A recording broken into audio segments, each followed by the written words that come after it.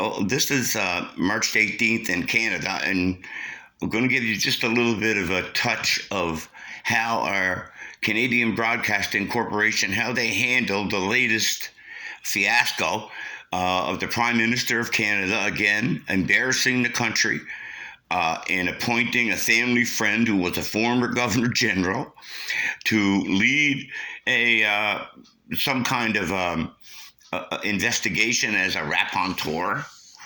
And it really is strange that that people can look at this honestly and say, "Well, this is kind of bizarre," and what are we going to do? You're going to hear on the CBC The House how the CBC radio is going to spin this fiasco. So stay tuned, and I'll cut in and just when it's over. I want to start with just how hot the tone has gotten here. Justin Trudeau went on to say that Pierre Poilievre is attacking Canadian institutions with a flamethrower. Mr. Poilievre certainly has not spared the Prime Minister. Shannon, is all this heat warranted? It is, in the sense that this is an issue that really matters and probably has tendrils that stretch everywhere. But there's sort of different, flavors of flame here, or flavors of smoke. Everyone's going to be really hungry. In that, the Prime Minister kind of wouldn't maybe like to pick a lane. He's talking about sort of partisan games as corrosive and unfair here. But then he's also saying there are serious questions about this to which Canadians deserve answers.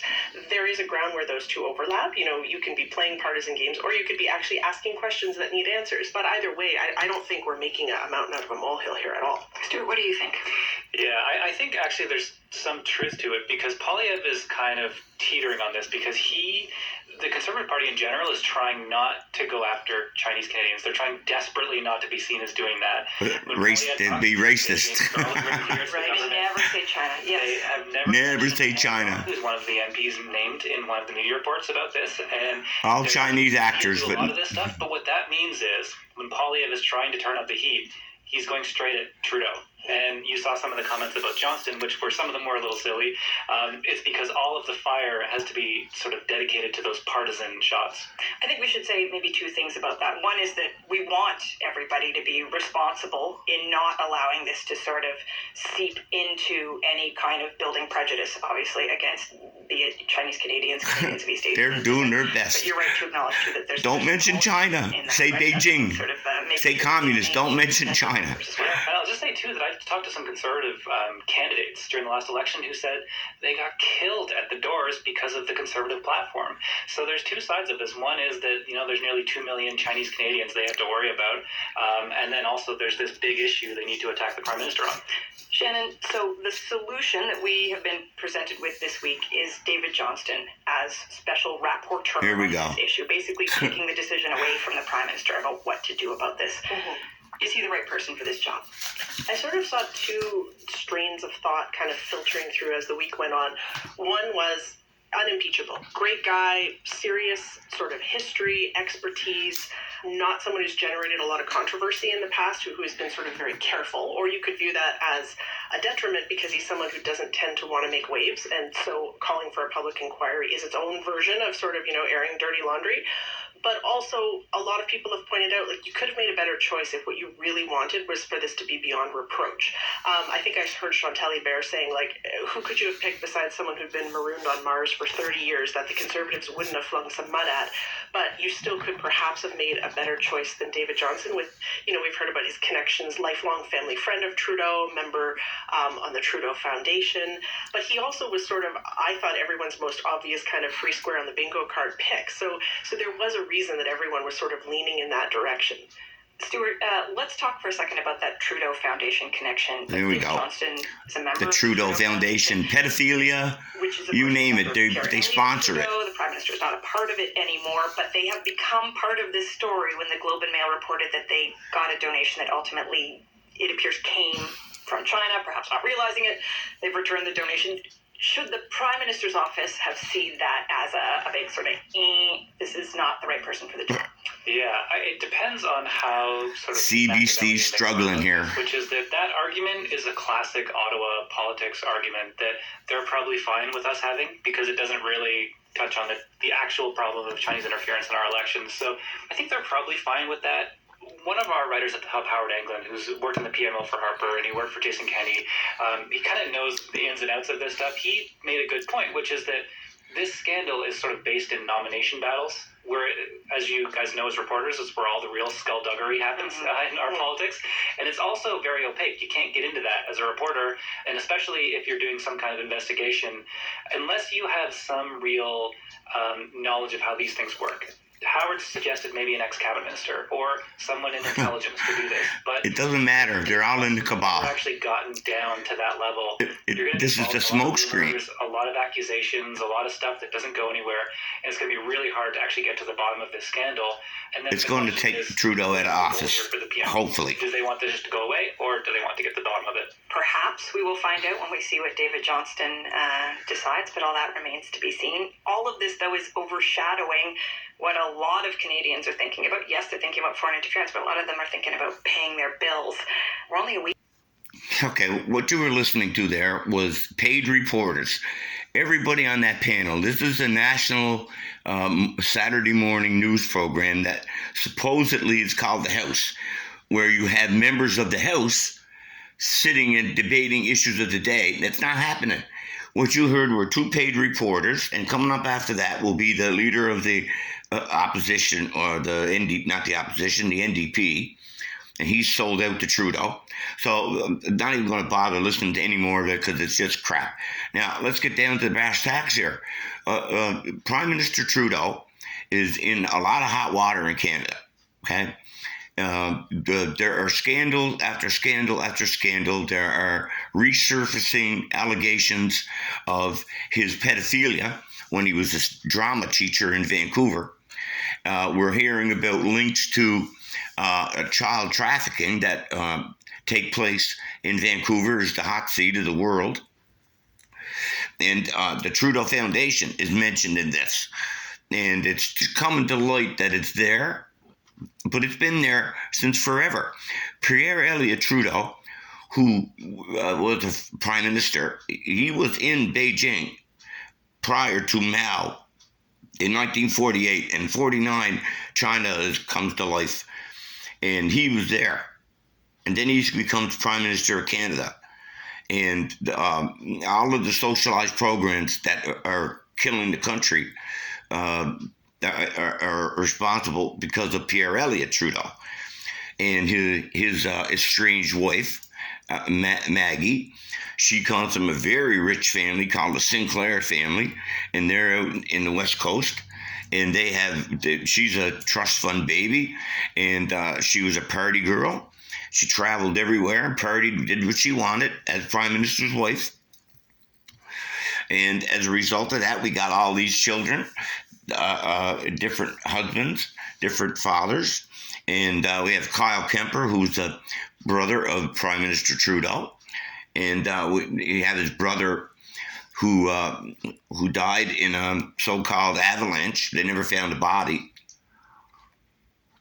And apparently there was some kind of a truck that smashed that belonged to him a couple of months prior to the accident in the avalanche in Revelstoke. So the Prime Minister Trudeau in Canada has sold us out to the Chinese. We have on the West Coast, there are coal mines that are north of Prince Rupert that are completely run by Chinese interests, which are linked to the Chinese Communist Party. And all of the employees are Chinese, and that's on Canadian soil. They own 2/3 of all the nursing homes in the Lower Mainland of British Columbia. Chinese government owns that. People don't realize all of the dollar stores that has all the Chinese junk in them, no matter what they're called, if they're a chain, a dollar store chain like whatever, they have direct links to the Chinese bank, which is run by the Chinese government. And the people that run those stores are only managers. They're only managers, and they do what they're told, and they're just bleeding us dry. They killed all the mom and pop stores in the country. They took away neighborhoods. The Chinese developed a bioweapon that would cripple the world and the healthcare system. They did that. And then they issued the PCR tests that go along with the created, virus, bioweapon. And here we are today. We everything that we're doing is coming out of China, and now in China is starting to implode. We don't see it here in the media, but they're very discontented. The people in all of the major cities in China, they're running out of money. There's no pension money, and there's people living on $15 a month. And China's not allowed to say anything about it. The poverty is supposed to be eradicated, but that's not the case. What you got is all of these different corporations within the Chinese system that are associated with Beijing, and it trickles down to party leaders and police departments and the web. Everybody's paid off in that group.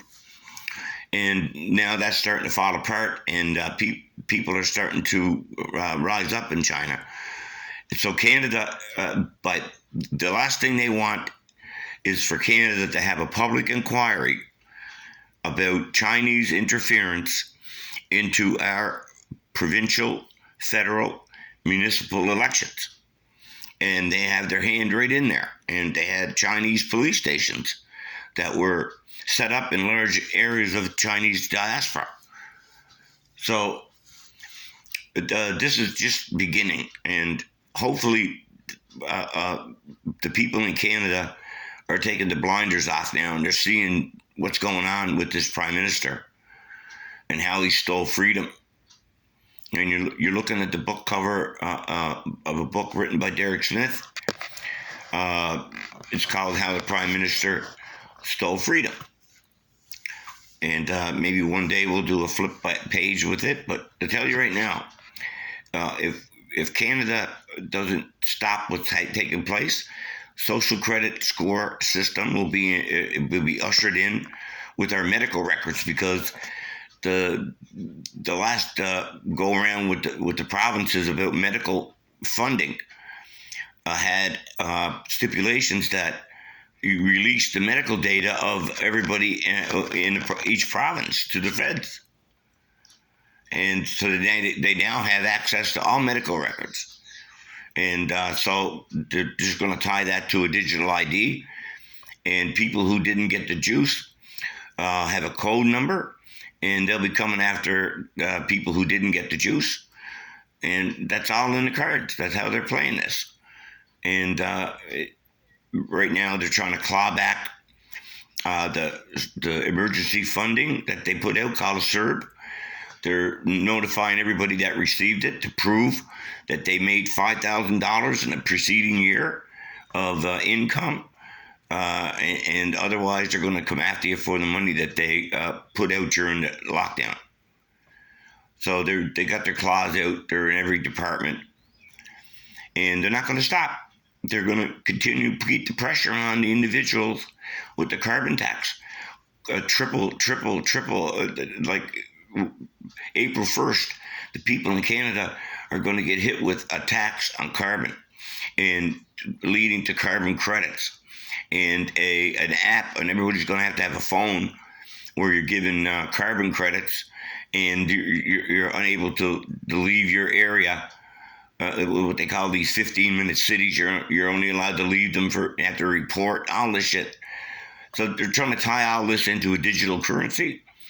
And on top of that are the banks that are now crumbling from a planned implosion, so they can get away from cash, and they can get everybody onto a digital currency. And they're tightening the screws, and they're not going to give up. They're not going to give up. We have to fight back at this. Look in the Netherlands. They were going to take away all those farms, but it turns out a political party was formed by the farmers. They just won a majority in the upper Senate in the Netherlands to stop the takeover. So it could be done. Macron pull the pin and pull the dictatorship movement, he's going to bypass the French Parliament, and he's going to sign a bill to increase the pension age. They're rioting and burning everything. They're not picking up garbage. The place is a mess, and they're going to keep on going. Then we had all these prime ministers around the world that were resigning and got kicked out. Boris Johnson, Liz Truss. You got Nicola Sturgeon in Scotland, Jacinda Ardern. You have all of Zelensky's inner cabinet that they were all purged. And you have Giorgia Meloni rising in Italy to stop the migrant influx. You have all these things going on in the world at the same time, and we don't get into that information. And it cycles back to when I started this with the CBC. The Canadian Broadcasting Corporation, or I call it the Communist Broadcast Corporation, presents only one side to all the problems that exist in Canada. They are funded completely by our tax dollars, but they don't report fairly. They only, whatever the Prime Minister's line, and they try to avoid scandal involving him. As you heard with that first part, they touched on it, but they just glossed over it with the two reporters. So, I don't know. Seems to me as if the ship is sinking, and hopefully it'll go down soon.